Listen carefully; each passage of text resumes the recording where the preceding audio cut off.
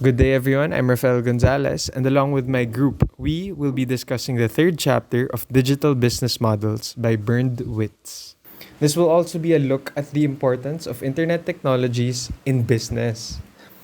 As for agenda today, our key topics will be the development of digital business, the basics of digital business, forces of digital development, and business models in digital markets.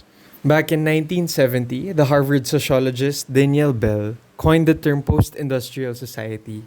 And from then on, we've developed the term to the information society, also known as the digital society. This is because ever since the information society began, due to the advancements in technology, we have been able to create a free flowing of information from our simple devices, as the smartphone to the computer, which made businesses very much more easily accessible, not just only for the sellers, but for the consumers as well, which we will further discuss later on. The underlying principle of the development of digital business actually was derived and explained by Kondratyev's theory of long cycles. Now, what he what he explains through his figure is the process of the evolution of our different societies, not only as a social perspective, but also through the economic side of things. Now, he began all the way from the 1800s all the way to the present, and he states that we we've now evolved from the industrialized society, and we are now moving on to the information society because of the computers, the invention of hard drives and networks that have never been so easily accessible until today. Before, if people had to communicate from different parts of the world, they would have to use a telegraph or a phone, which would take more time and effort as compared to now, where I can chat somebody through a tap on the phone, through the internet, or through an app on my phone. And with the efficiency and simplistic information that we get to communicate from the internet, there are different multidimensional ways that the information is passed on. In fact, thanks to this, the gates have been opened for e commerce, e business, e communication, e information or entertainment, e collaboration, and e education, as we can see in this figure. Today's information society is constituted by the internet economy and e business, which are actually its two main dimensions. Because of the simplistic way that people can now communicate, everything else is being affected, including the socio political, economic, and managerial areas, which are increasingly affected within the very society. And it is because of this we can see that more people are using the internet. There are more hosts who are willing to communicate more with people, and there are more people or who are willing to consume what these hosts are trying to feed on the internet for the people. There was actually a study done by the Internet World Stats back in 2017 that states that 4 out of 10 people worldwide use the internet since the year 2000. And it's been increasing until this very day. Now, I would like to pass the microphone to my groupmate Gian as he discusses the basics of the digital business. 3.2 discusses the basics of digital businesses. So, a digital business is one of the most significant fields of application of the new digital information and communication technologies. This section systematically describes the basic of digital businesses. So, it is subdivided into five major discussions: the development of information and communication applications, definition and classification of e business, actors, interaction patterns, and service exchange, activities of digital business, and lastly, success factors of digital business. Firstly, the development of information and communication applications. To summarize this segment of the chapter, it shows a timeline of the numerous innovations and progressions in internet technologies.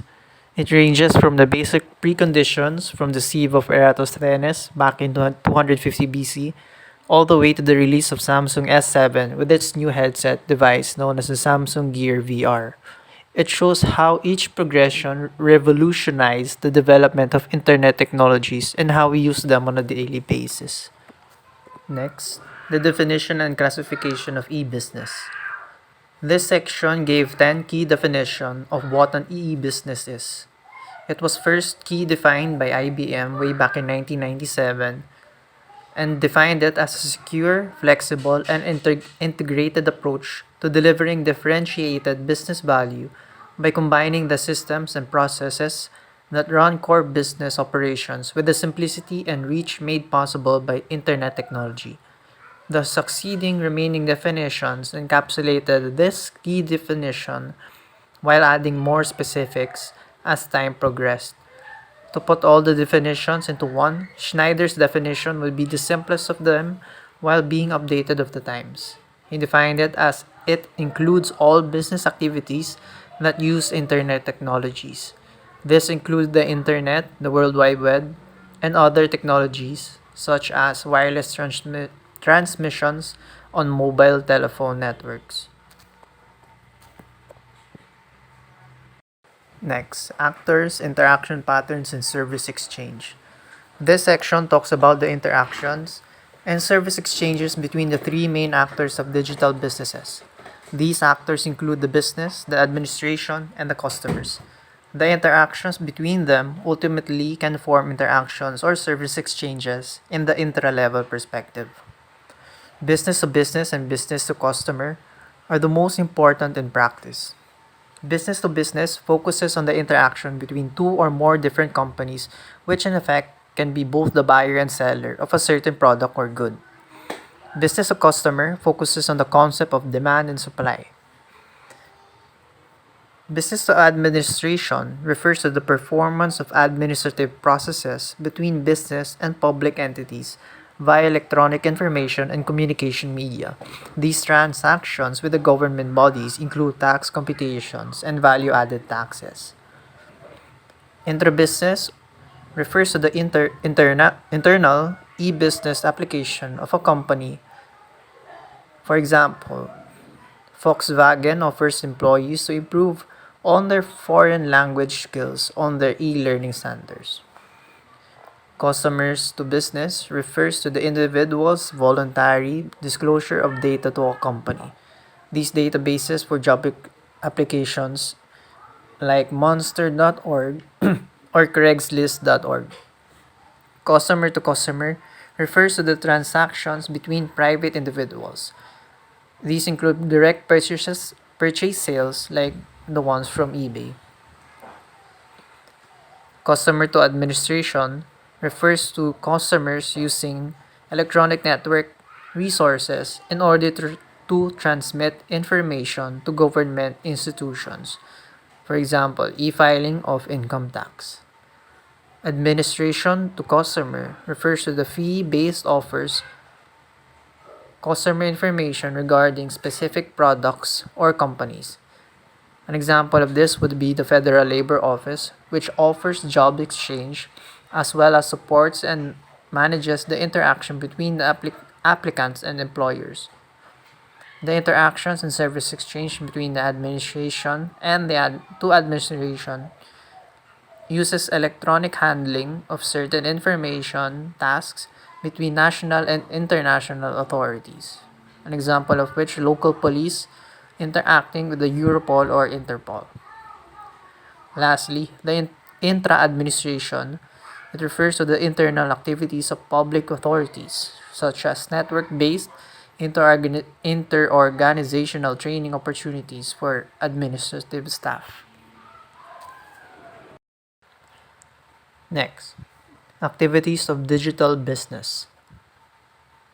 This section revolves around the activities within the e-business, mainly about the activities within the e-commerce, e-education, e-communication, and the e-entertainment and information sectors. Activities of digital business systemize the concept in functional respects. This functional division results from the divergent characteristics of the respective activities aforementioned.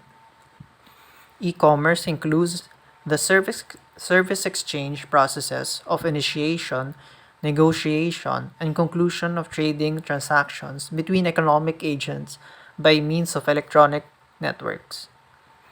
These activities refer to the electronic price negotiation or signing supplier invoices by means of digital signatures. This is directly related to the purchase and sale of products and services through electronic networks. E-communication refers to the paid and non-paid provision and use of network-based electronic communication platforms. It aims to provide communication opportunities for task-related or interest-based understanding. E-education refers to the transfer of education and training services to third parties by means of electronic networks. The aim is the resource efficient delivery of educational services via location and time independent application of electronic networks. E-information or entertainment refers to the provision of informational and or entertaining content and concepts for third parties by means of electronic networks. The last segment of this chapter talks about the success factors of digital business. This section refers to the management and handling of these internet technologies as a key success factor. It is strongly influenced by technological innovations, demands the dynamic capabilities and resources of a company. It significantly contributes to success and can ensure a company's long-term success under these ever-changing conditions.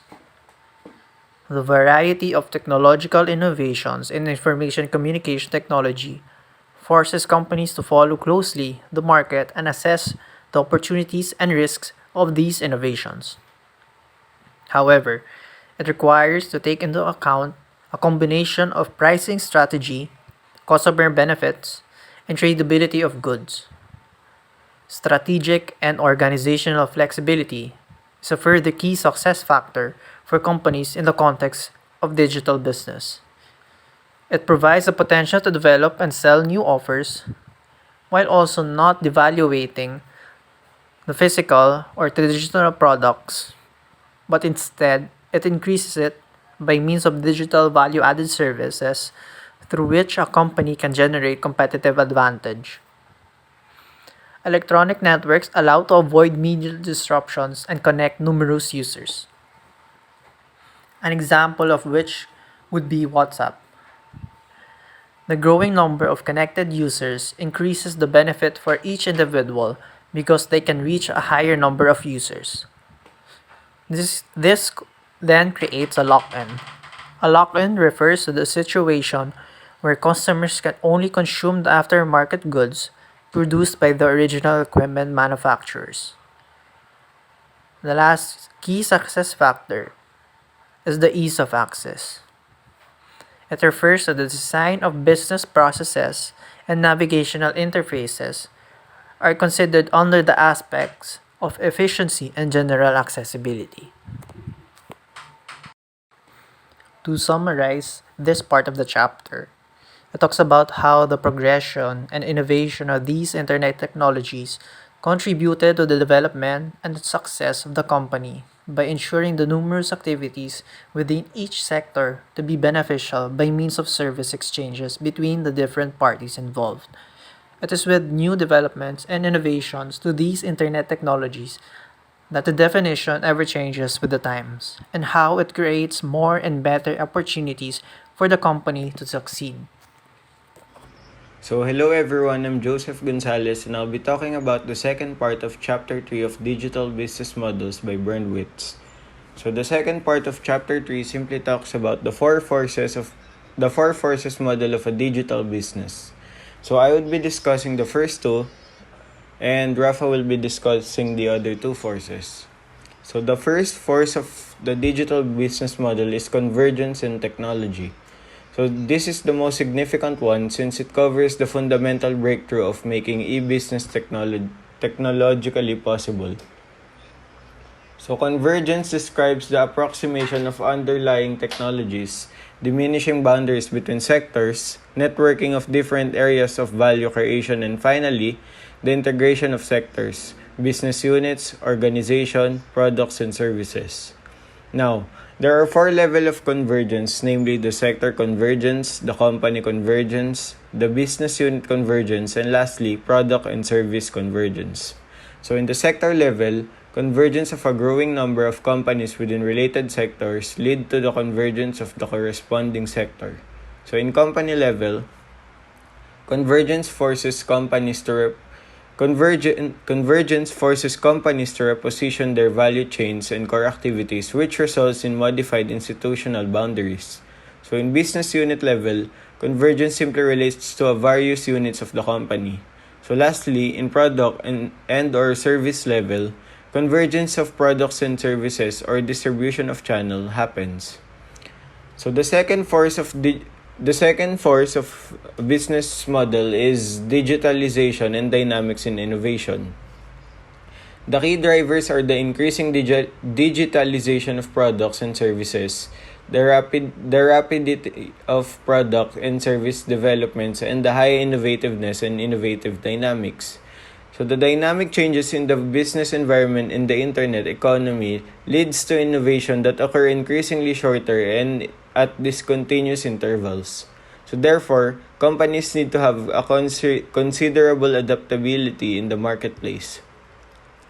This technological development leads to completely new forms and possibilities of information processing that allow to capture, store, and process larger quantities of data. So lastly, the increasing digitalization of products and services in the internet economy refers to two dimensions: the cost structure of digital goods and their general intangible structure, and the latter has implication for the distribution and production processes, which in turn affects the organization structure of companies. Thank you, Joseph. Now, for the next force of digital development is the market complexity. Now, one of its key drivers is the fact that there's a rising market transparency, there's more fragmentation of markets, there's a decreasing market entry and switching barriers, especially in the e-service sector, and of course, disintermediation.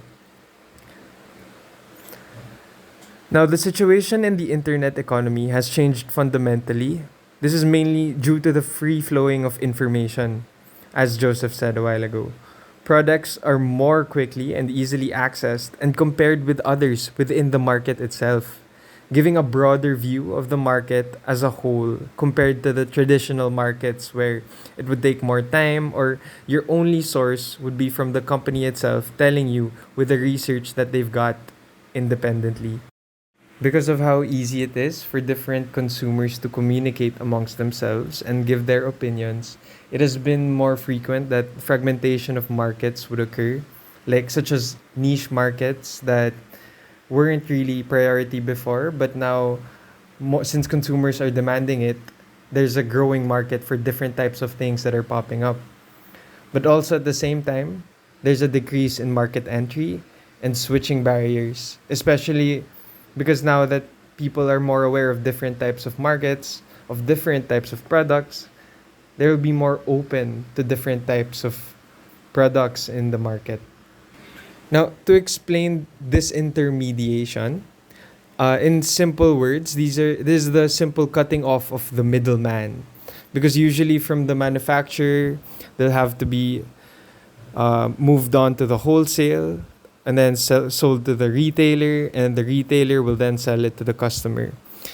Now, for what this new age has accomplished is that the digital trade or the e-commerce or on-demand distribution and logistics service provider, these are types of disintermediations that can create a simpler flow from the manufacturer straight to the customer or the consumer. One of the last forces of the digital development is, of course, the customer empowerment. As I said before, due to better communication amongst the sellers and the consumers, they can now have better products for themselves. In fact, now there's more pressure for the sellers to be more transparent and accountable for their actions because everything that they'll be doing will be seen in daylight, especially by the different consumers who will be getting from them. Now, the customers also will have more synergy and freedom to choose, which means that they will be building communities amongst themselves so that they can better judge on which is probably the best devices for them or the best products for them to choose. So hello everyone, I'm Joseph Gonzalez and I'll be talking about the fourth part of Chapter 3 of Digital Business Models by Bernwitz. So the fourth part of Chapter 3 simply talks about the two different types of business model in digital markets.